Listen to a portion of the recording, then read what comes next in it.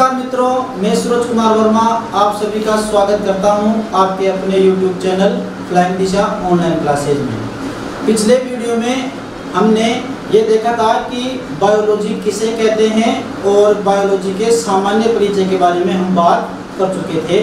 तो मैंने आपको क्या बताया था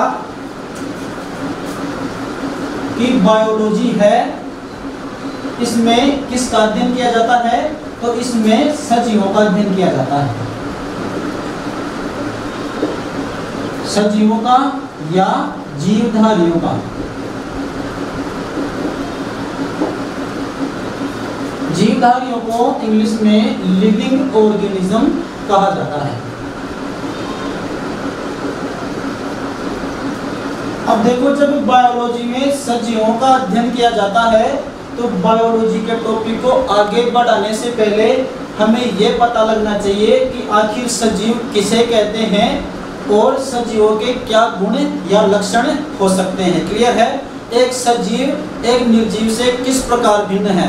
तो आज का टॉपिक डालिए आप, कैरेक्टरिस्टिक्स ऑफ लिविंग ऑर्गेनिज्म, अर्थात जीवधारियों के या सजीवों के लक्षण या गुण। क्लियर है? चलिए आज का टॉपिक डालिए।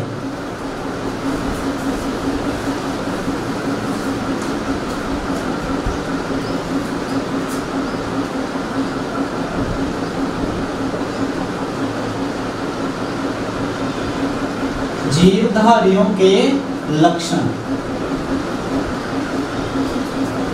या गुण।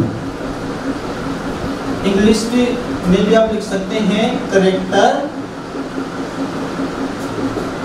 Characteristics of living organism.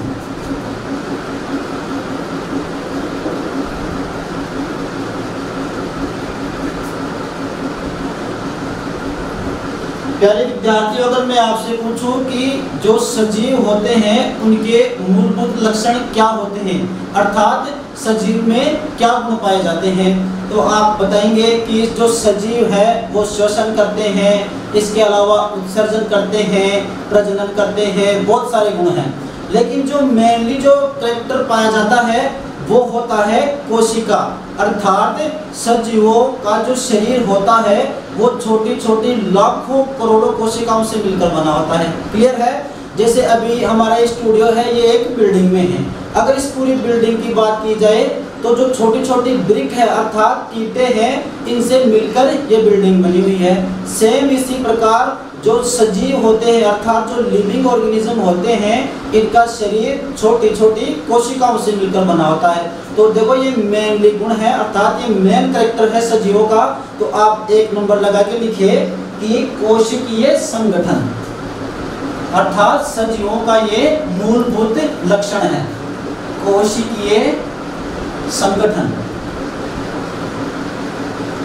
English medium वाले स्टूडेंट लिखेंगे सेल ऑर्गेनाइजेशन।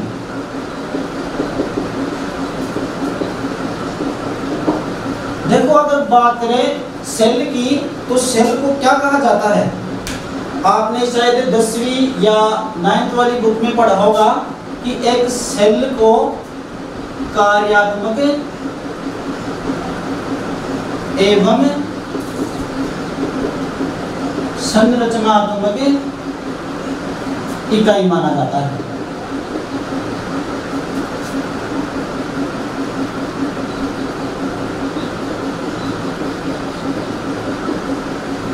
कोशिका है वो जीवन की कार्यात्मक एवं संरचनात्मक इकाई होती है।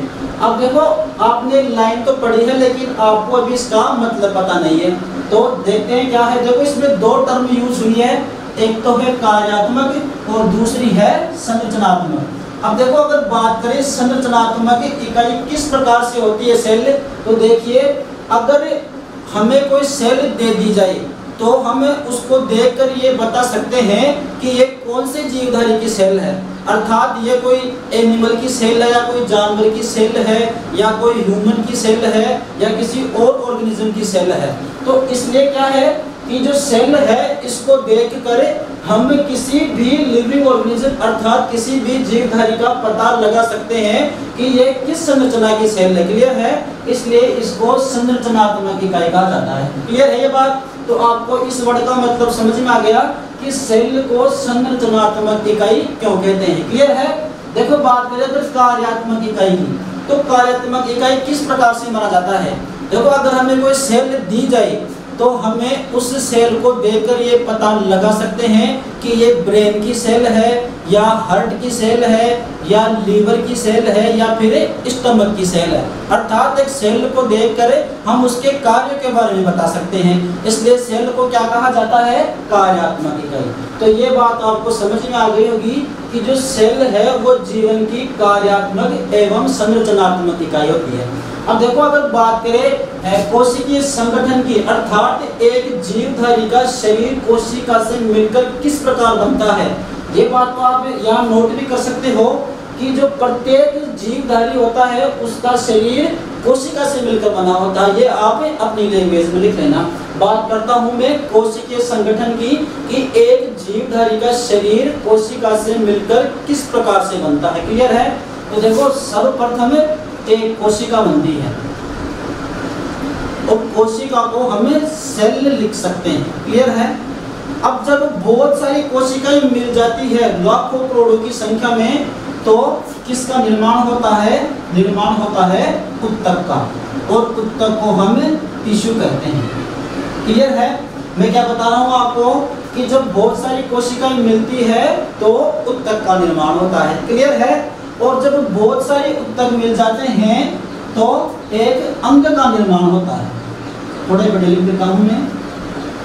जब बहुत सारे ऊतक मिल जाते हैं तो एक अंग का निर्माण होता है और अंग को हम लिखते हैं ऑर्गन्स। क्लियर है।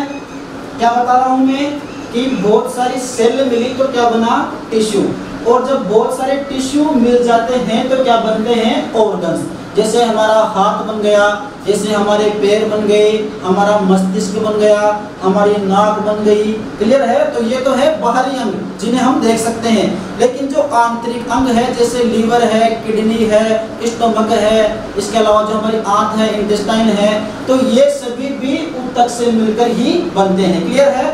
नेक्स्ट में बात करूं, जब बहुत सारे अंग मिल जाते हैं तो किसका निर्माण होता है, अंग तंत्र का। क्लियर है। अंग तंत्र को क्या कहा जाता है, ऑर्गन सिस्टम। क्लियर है बात। अर्थात जैसे मैं बात करूं अंग तंत्र को क्या कहा जाता है, सिस्टम। सिस्टम का मतलब होता है तंत्र। जैसे मैं बात करूं हमारे पाचन तंत्र की, तो इसमें कौन कौन से अंग आ गए, जैसे हमारे दांत आ गए, जीभ आ गई, इसके बाद ग्रसनी आ गई, फिर हमारा स्टमक आ गया, फिर हमारी आंत आ गई। तो देखो ये सारे अंग है अलग अलग। जो दांत है वो भी एक अंग है, जीभ है वो भी एक अंग है, इसके अलावा जो हमारी ग्रसनी है वो भी अंग है, स्टमक है वो भी अलग से अंग है।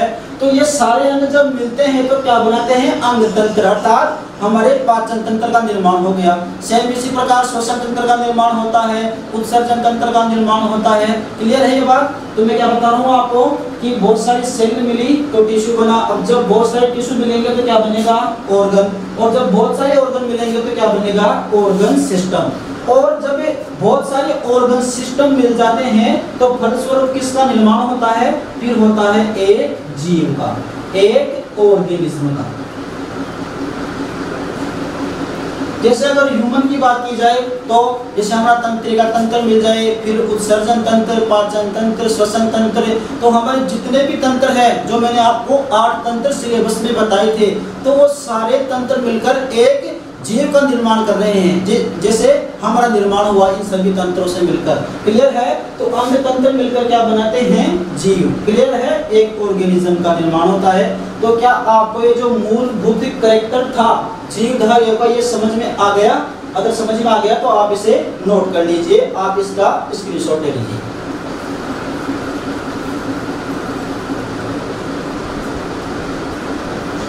आपने स्क्रीनशॉट ले लिया होगा।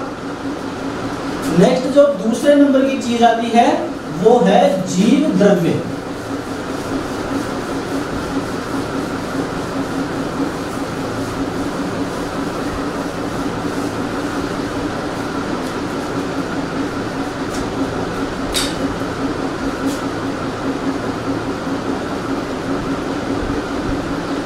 जीव द्रव्य, और जीव द्रव्य को इंग्लिश में क्या कहा जाता है, प्रोटोप्लाज्म।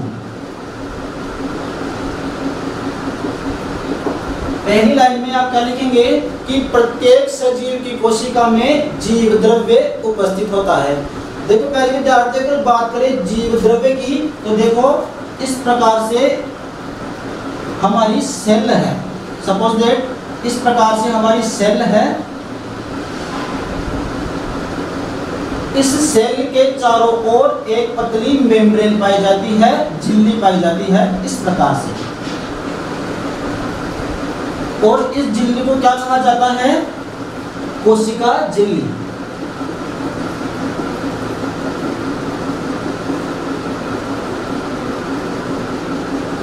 इंग्लिश में आप लिख सकते हैं सेल मेम्ब्रेन।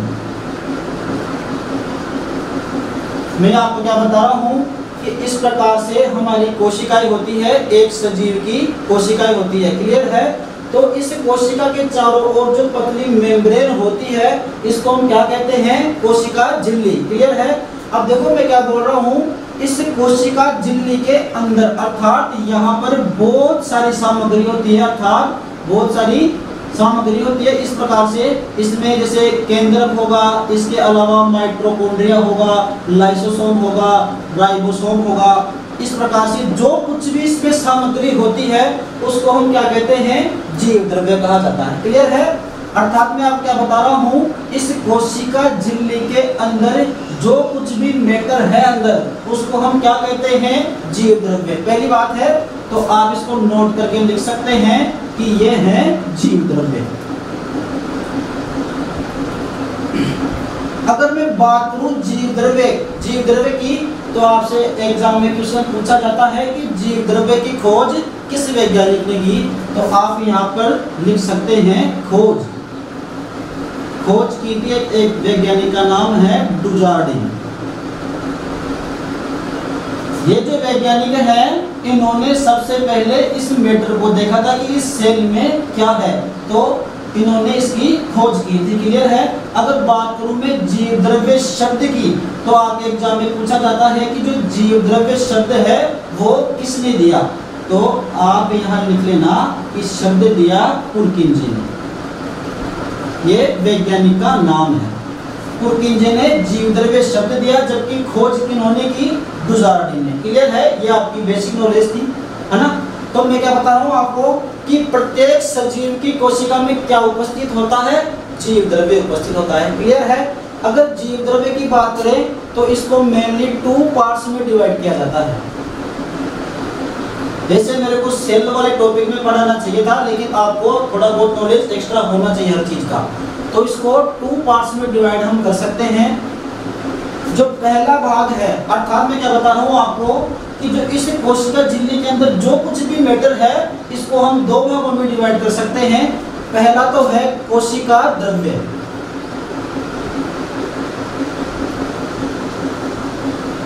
जिसको कहा जाता है साइटोप्लाज्म, और दूसरा है वो है कोशिकांग, जिसको कहा जाता है ऑर्गेनेल्स, क्लियर है। मैं क्या बता रहा हूँ आपको कि ये जो मैटर है इस सेल के अंदर, इसको हम 2 भागों में बांट सकते हैं। पहला है कोशिका द्रव्य, जिसे साइटोप्लाज्म कहा जाता है, और दूसरा है कोशिकांग, जिसे ऑर्गेनेल्स कहा जाता है। अब देखो दोनों में अंतर क्या है। देखो एक जो जीवित सेल होती है, जो कोशिका होती है, इसके अंदर जो लिक्विड होता है उसे हम क्या कहते हैं, जीव द्रव्य कहते हैं। तो ये 2 भागों में है, एक तो कोशिका द्रव्य और दूसरा कोशिकांग। जो कोशिका द्रव्य होता है वो द्रव अवस्था में पाया जाता है, क्लियर है। देखो इसमें 2 प्रकार की चीजें पाई जाती है। जैसे मैं बात करूं, ये केंद्रक है, तो ये केंद्रक ठोस अवस्था में पाया जाएगा, अर्थात सॉलिड पाया जाएगा। जैसे मैं बात करूं, ये माइटोकॉन्ड्रिया है, तो माइटोकॉन्ड्रिया भी ठोस अवस्था में पाया जाएगा। इसके अलावा राइबोसोम है, लाइसोसोम है, सेंट्रोसोम है, क्लियर है। तो ये सब चीजें ये कोशिकांग है, ये आपको कोशिका वाले चैप्टर में और भी अच्छे से समझ में आएगा। फिलहाल आपको ये ध्यान रखना है कि इसमें जितने भी कोशिकांग है वो कैसे होंगे, ठोस होंगे, तो उनको हम कोशिकांग कहेंगे, क्लियर है। लेकिन इन कोशिकांग के अलावा जो द्रव पाया जाता है इसको हम क्या कहेंगे, कोशिका द्रव्य, क्लियर है। तो आप यहाँ लिख सकते हैं कि इसमें कि ये ठोस अवस्था में पाया जाता है, अर्थात सॉलिड। ये सॉलिड होता है कोशिकांग, और जो कोशिका द्रव्य है वो द्रव अवस्था में पाया जाता है। आप इसके एग्जाम्पल लिख सकते हैं यहाँ पर, जैसे मैंने बताया था आपको, जैसे केंद्रक है, इसके अलावा माइटोकॉन्ड्रिया है, इसके अलावा राइबोसोम है, लाइसोसोम है, जो भी है आप ये लिख सकते हैं, क्लियर है। तो देखो पहला तो क्या है कि प्रत्येक सजीवों का जो शरीर है वो कोशिका से मिलकर बनता है, और दूसरा कैरेक्टर मैंने आपको क्या बताया कि प्रत्येक सजीव की कोशिका में जीव द्रव्य पाया जाता है, क्लियर है। तो ये मेन दो कैरेक्टर है। नेक्स्ट लिखिए तीसरा, इसका स्क्रीनशॉट लेना चाहो तो आप ले सकते हो।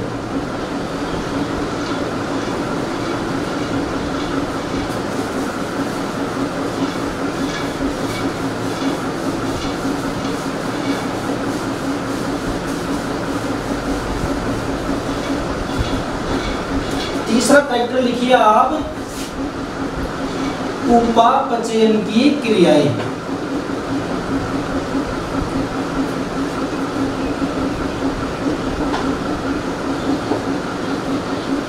तीसरा कैरेक्टर कौन सा है, उपापचयन की क्रियाएं। अगर ये शब्द आपको टफ लग रहा है तो आप एक ही शब्द याद कर लीजिए, मेटाबॉलिज्म। अब देखो प्यारे विद्यार्थियों, अगर बात करें जीवधारियों की, तो प्रत्येक जीवधारियों के शरीर में उपापचयन की क्रिया होती है, अर्थात मेटाबॉलिक प्रोसेस होती है। अब बात करते हैं कि मेटाबॉलिज्म प्रोसेस कहते किसे हैं, तो आप लिखिए यहाँ पर कि जैव रासायनिक क्रियाओं को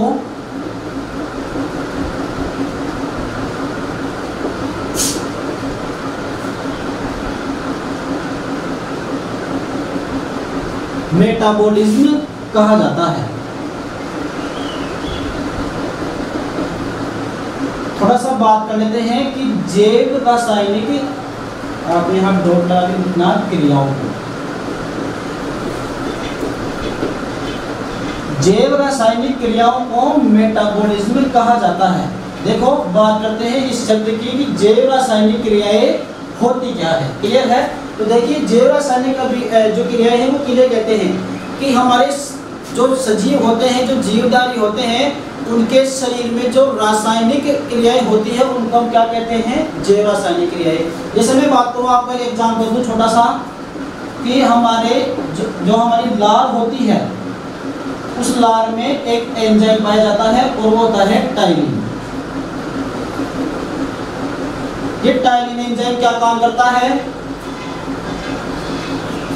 ये जो मंड होती है, अर्थात जो स्टार्च होती है, इसको किस में चेंज कर देता है, इसको करता है शर्करा में, अर्थात माल्टोस में। और ये किसके माध्यम से होता है, तो ये लार में जो एंजाइम पाया जाता है टाइलिन, इसकी वजह से होता है। तो देखो जो स्टार्च है वो किस में चेंज हो गया, माल्टोस में, किसके कारण, टाइलिन एंजाइम के कारण। तो ये जो क्रिया हुई है वो रासायनिक क्रिया है, क्लियर है। अर्थात ये तो क्लियर है कि सजीवों के शरीर में रासायनिक क्रियाएं होती है, क्लियर है। इसके अलावा मैं आपको और उदाहरण दूं, जैसे हमारे जो स्टोमक होता है हमारा, उसमें HCl हार्मोन, HCl जो अम्ल है वो रिलीज होता है। उसका क्या काम है कि वो जो प्रो एंजाइम होते हैं उनको सक्रिय करता है, जैसे प्रोरेनिन को रेनिन में चेंज करता है, क्लियर है।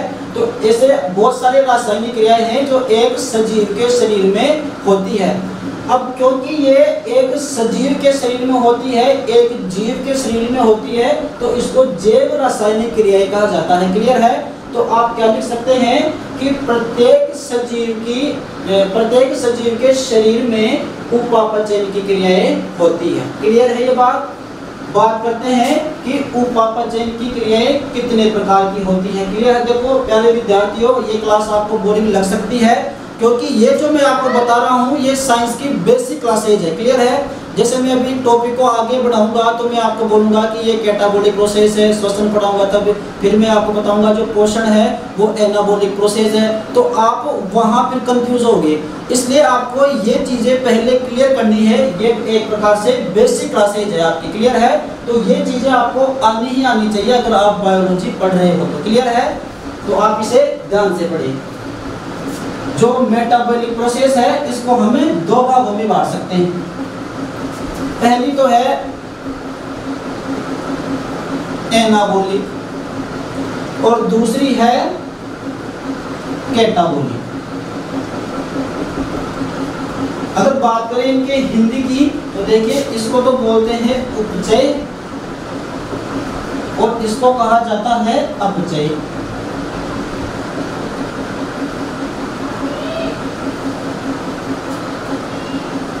इन दोनों शब्दों को मैंने गोला कर दिया है।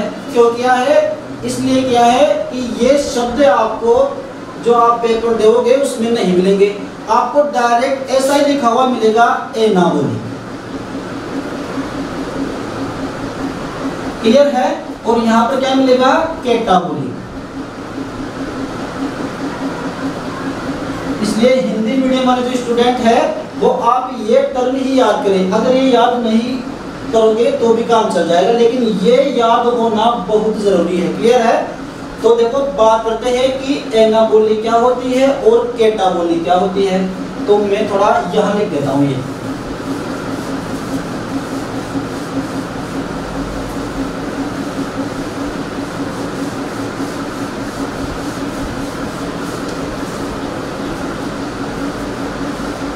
देखो मैंने आपको दो शब्द बताए हैं कि जो हमारी मेटाबॉलिक प्रोसेस है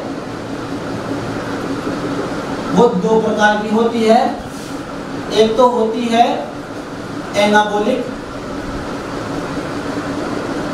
और दूसरी कौन सी होती है? कैटाबॉलिक। देखो अगर बात करें एनाबॉलिक की तो एनाबॉलिक प्रोसेस क्या होती है? ये संश्लेषण का काम करती है। तो आप यहाँ पर डैश लगा के लिख सकते हैं ये संश्लेषण का कार्य करती है, अर्थात सिंथेसिस।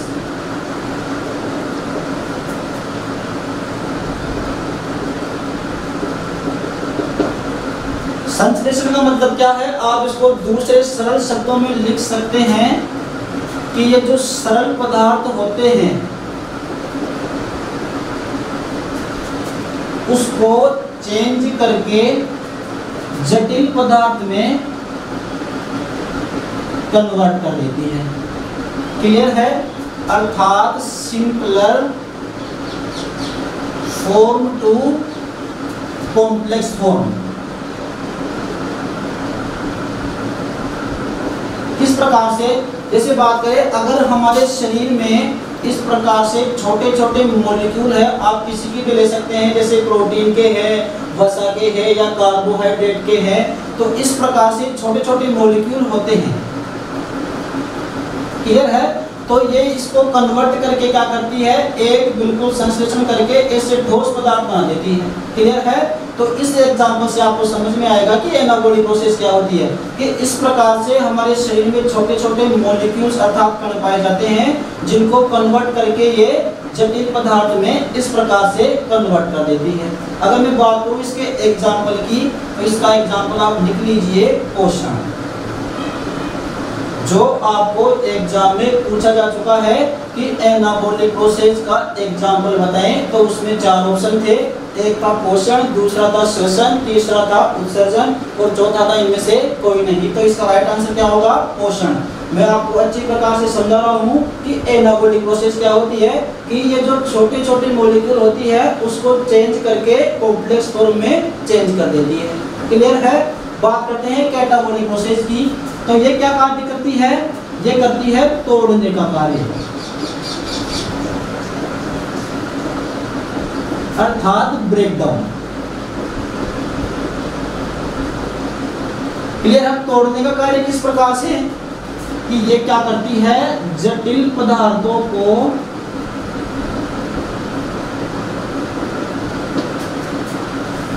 चेंज करती है सरल पदार्थों में।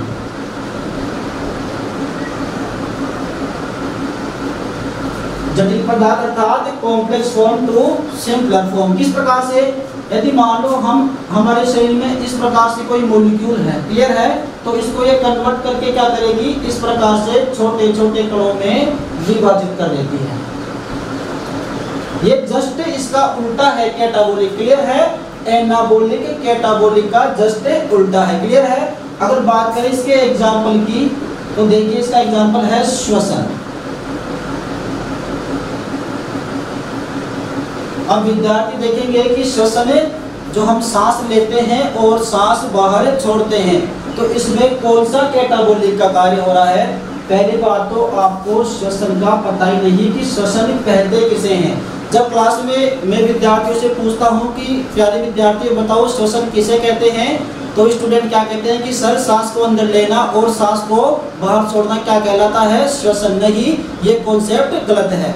देखो हम जो श्वास अंदर ले रहे हैं और श्वास बाहर छोड़ रहे हैं, इसको कहा जाता है ब्रीदिंग। अर्थात श्वसन तो वो चीज है कि हम जो खाना खाते हैं, अर्थात हमने जो भी खाना खाया उसका ऑक्सीकरण, अर्थात हम जो भी खाना खा रहे हैं उसका ऑक्सीकरण, ऑक्सीकरण को आप दूसरे शब्दों में कह सकते हैं जलना, क्लियर है। तो आप यहाँ लिख भी सकते हो जलना। जब हम खाना खाते हैं तो उसका ऑक्सीकरण होता है, अर्थात जब वो जलता है तो उस क्रिया को कहा जाता है श्वसन। अगर साइंटिफिक लैंग्वेज की बात करें तो आप लिख लीजिएगा कि खाद्य पदार्थों के ऑक्सीकरण को श्वसन कहा जाता है, क्लियर है। अब देखो श्वसन अभी मैं आपको आगे बता रहा हूँ थोड़ा डिटेल में, क्योंकि ये जो एनाबोलिक है कैटाबोलिक है ये सिर्फ इसका एग्जाम्पल है, लेकिन श्वसन एक जीवधारियों का मुख्य लक्षण है। अर्थात इस धरती पर जितने भी जीवधारी है वो श्वसन का कार्य करते हैं, क्लियर है। तो आप इसके एग्जाम्पल पे लिखना कैटाबोलिक प्रोसेस में कि श्वसन है वो कैटाबोलिक प्रोसेस है, क्लियर है। अब नेक्स्ट बात करते हैं नेक्स्ट फैक्टर की। इसका स्क्रीनशॉट लेना चाहो तो ले लेना भाई।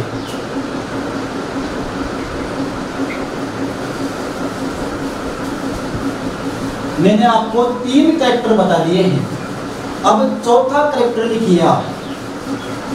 चौथा कैरेक्टर लिखिए श्वसन अर्थात रेस्पिरेशन।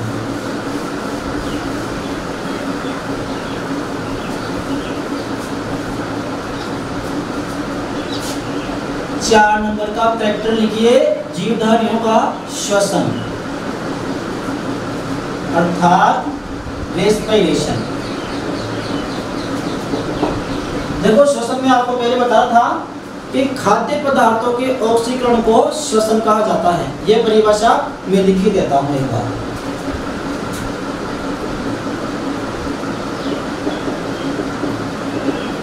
खाद्य पदार्थों के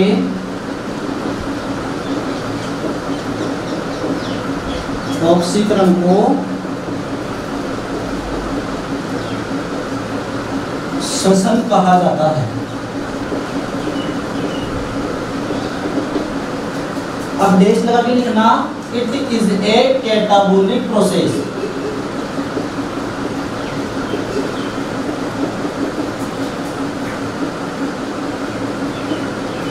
ये बात तो क्लियर है कि हमारी धरती पर जितने भी लिविंग ऑर्गेनिज्म है वो श्वसन करते हैं। अगर श्वसन नहीं करेंगे तो वो जीवित नहीं रहेंगे, क्लियर है। तो श्वसन क्या है, जो जीवधारी है उनका एक प्रमुख लक्षण है, क्लियर है। अब बात करते हैं कि ये कैटाबोलिक प्रोसेस क्यों है, अब बताऊंगा मैं आपको यहाँ पे। ये बात तो आपको समझ में आ गई कि जीवधारी जितने भी जीवधारी है वो श्वसन करते हैं। अब मैं आपको बता रहा हूँ कि कैटाबोलिक प्रोसेस क्यों है। देखो प्यारे विद्यार्थियों, हम जो भी खाना खाते हैं वो जटिल पदार्थ होता है, क्लियर है। जैसे हमने पिज्जा खा लिया, बर्गर खा लिया, तो हम इस प्रकार से थोड़ी खाते हैं कि हमने उसमें से वसा निकाल के खा ली, फिर विटामिन खा लिया, फिर प्रोटीन खा लिया। ऐसा नहीं करते हम। डायरेक्ट पूरी चीजें हमारे शरीर में जटिल रूप में ही जाती है, अर्थात कॉम्प्लेक्स फॉर्म में हम खाना खाते हैं, क्लियर है। तो हम खाना किस में खाते हैं, जटिल पदार्थों में, क्लियर है। अब बात करते हैं श्वसन की। तो श्वसन करते हैं तो हमारे शरीर में ऑक्सीजन जाती है, जैसे आप इस प्रकार से लेते हैं श्वास इस प्रकार से, तो हमारे शरीर में क्या जाएगी, एयर जाएगी, लेकिन एयर में ऑक्सीजन जाएगी। क्लियर है? तो ये ऑक्सीजन क्या काम करती है, ये ऑक्सीकरण का काम करती है,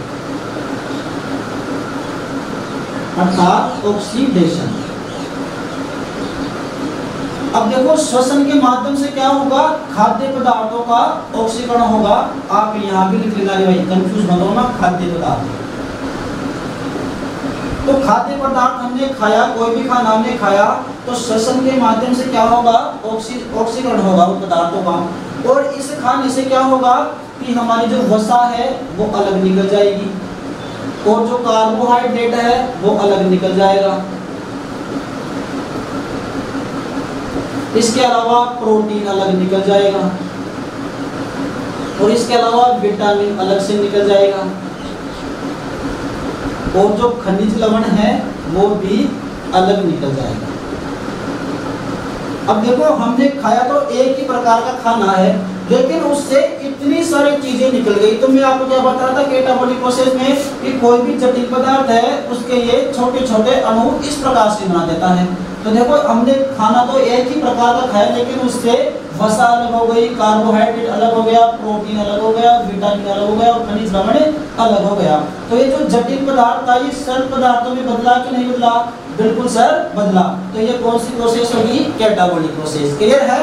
अगर बात करें हम इन पोषक तत्वों की, तो इनका क्या काम होता है, तो इनसे हमारे शरीर को एनर्जी मिलती है, अर्थात ऊर्जा मिलती है। किसके रूप में, एटीपी के रूप में। आप ये नए नए शब्द देखकर कंफ्यूज मत होना, मैं आपको एक बेसिक नॉलेज दे रहा हूं, इनके बारे में मैं विस्तार से बताऊंगा। अगर बात करें एटीपी की, तो एटीपी की फुल फॉर्म क्या होती है, एडिनोसिन ट्राइफॉस्फेट। क्लियर है? विस्तार से आपको जब मैं श्वसन तंत्र पढ़ाऊंगा तब बताया जाएगा आपको। क्लियर है? फिलहाल आप ये नोट कीजिए, स्क्रीनशॉट ले लिया होगा आपने। नेक्स्ट कैरेक्टर की बात करें, 5th नंबर की,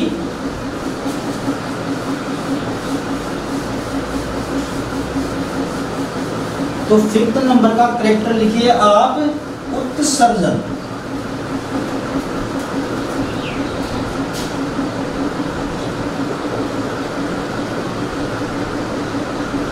और उत्सर्जन को इंग्लिश में क्या कहा जाता है, एक्सक्रीशन।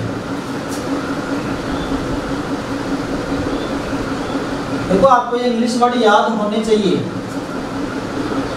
बात करें अगर एक जीवधारी की, तो प्रत्येक जीवधारी उत्सर्जन का कार्य करते हैं। बात करते हैं कि सर उत्सर्जन कहते किसे हैं, तो देखो प्यारे विद्यार्थियों, हमारे शरीर में ब्लैक से लिख देता हूं मैं,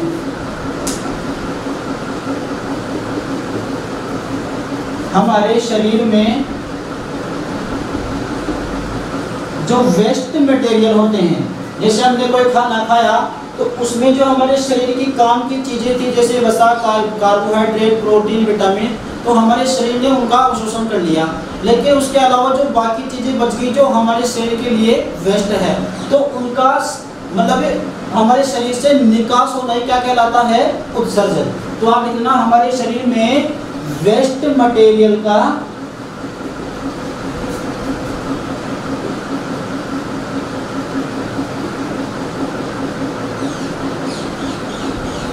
निकास को छोड़ो, आप लिखना वेस्ट मटेरियल का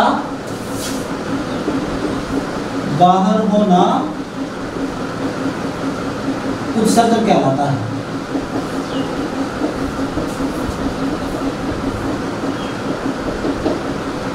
अब देखो उत्सर्जन कई प्रकार से हो सकता है, ये गैसों के रूप में भी हो सकता है और ये नाइट्रोजन युक्त पदार्थ भी हो सकते हैं।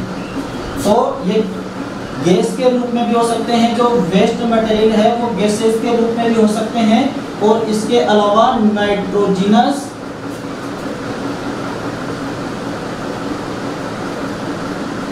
वेस्ट मटेरियल अर्थात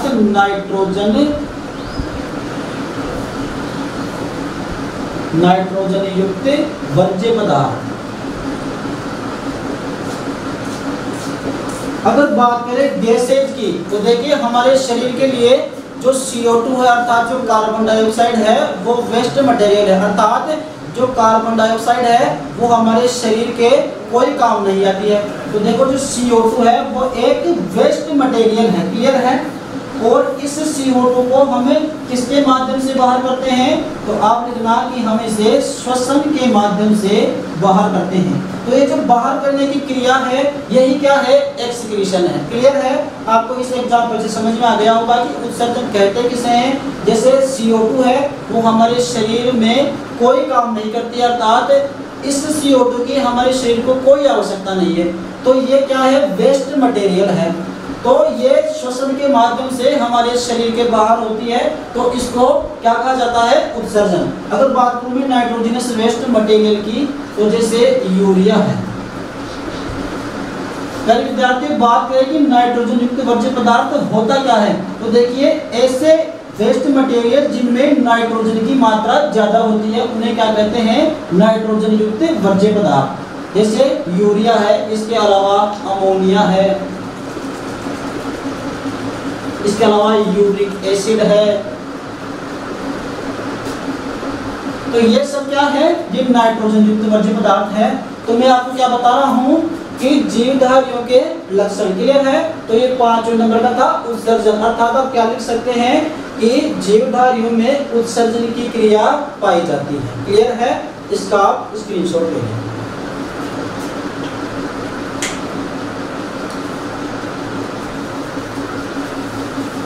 नेक्स्ट कैरेक्टर लिखिए आप,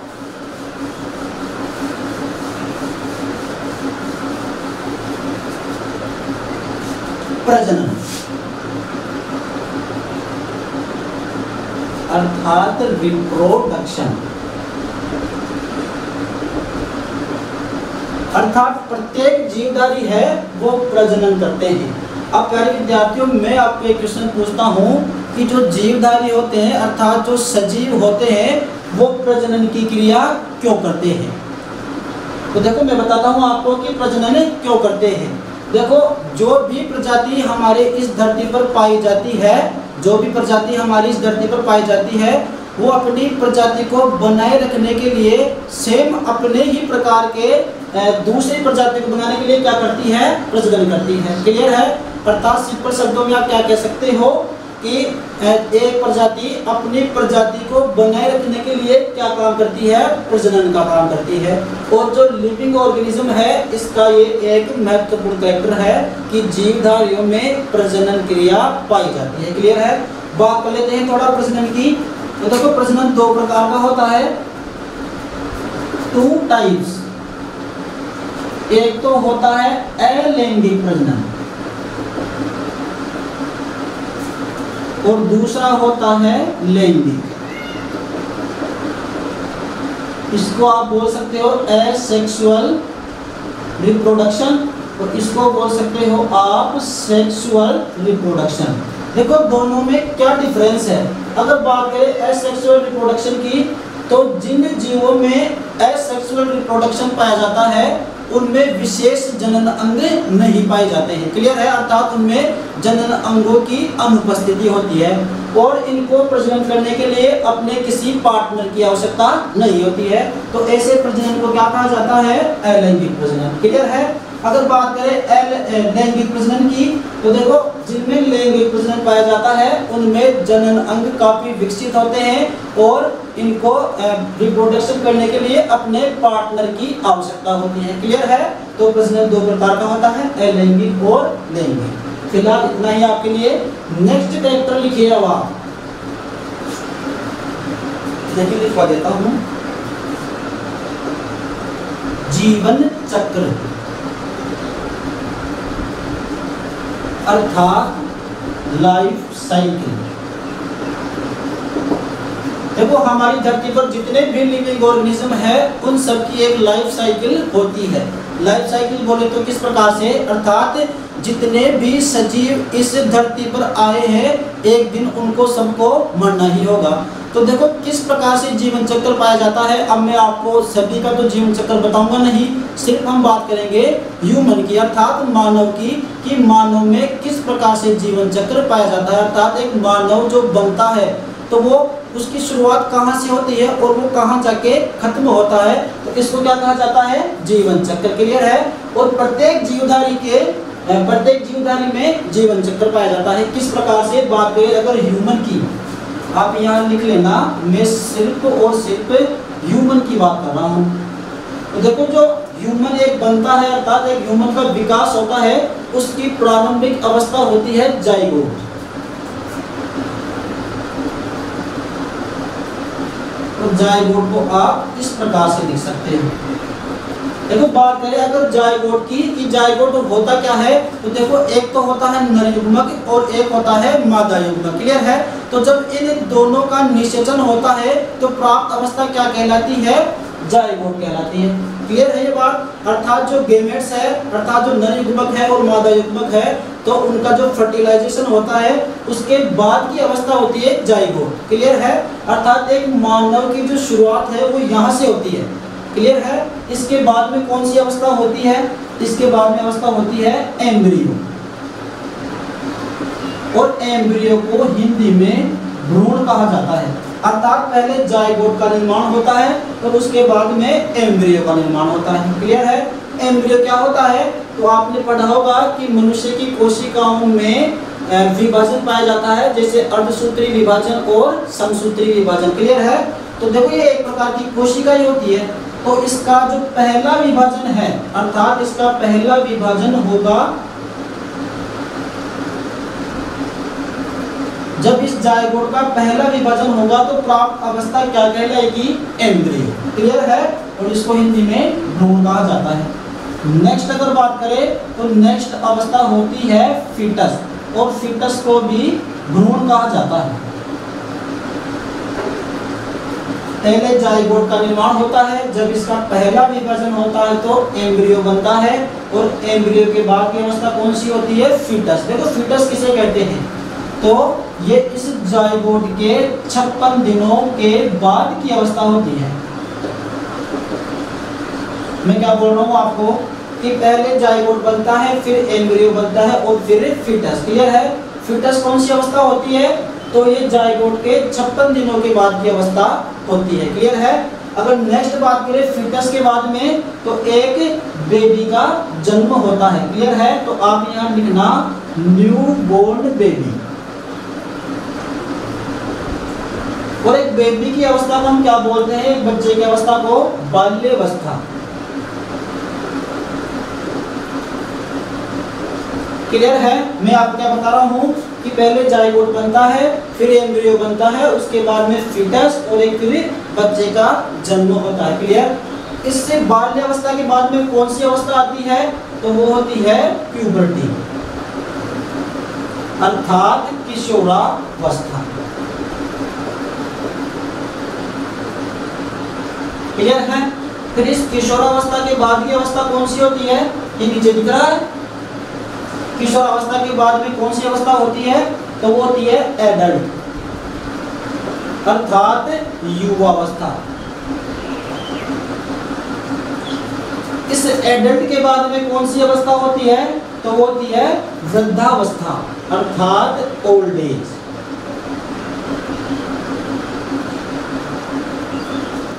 और जब एक व्यक्ति वृद्ध हो जाता है तो क्या होता है, उसकी डेथ होती है।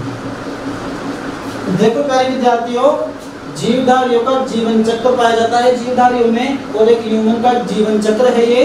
पहली अवस्था होती है जाइगोट, उसके बाद की अवस्था होती है एम्ब्रियो, उसके बाद की अवस्था फीटस, फिर न्यूबॉर्न बेबी, फिर प्यूबर्टी, उसके बाद में एडल्ट, फिर ओल्ड एज और फिर डेथ। देखो मैंने आपको ये 7 कैरेक्टर बताए हैं जो वेरी मोस्ट इंपोर्टेंट कैरेक्टर है एक लिविंग ऑर्गेनिज्म की, और इन गुण अर्थात इन कैरेक्टर के माध्यम से आप एक सजीव को निर्जीव से अलग कर सकते हैं। अब शायद आप जान चुके होंगे कि सजीव और निर्जीव में क्या डिफरेंस होता है। क्लियर है। देखो प्यारे विद्यार्थियों, अगर आपको ये वीडियो अच्छी लगी हो तो वीडियो को लाइक कीजिए और अपने दूसरे दोस्तों के साथ शेयर कीजिए, और यदि आप हमारे चैनल पर पहली बार विजिट कर रहे हो तो चैनल को सब्सक्राइब कीजिए। Okay, thank you, bye bye.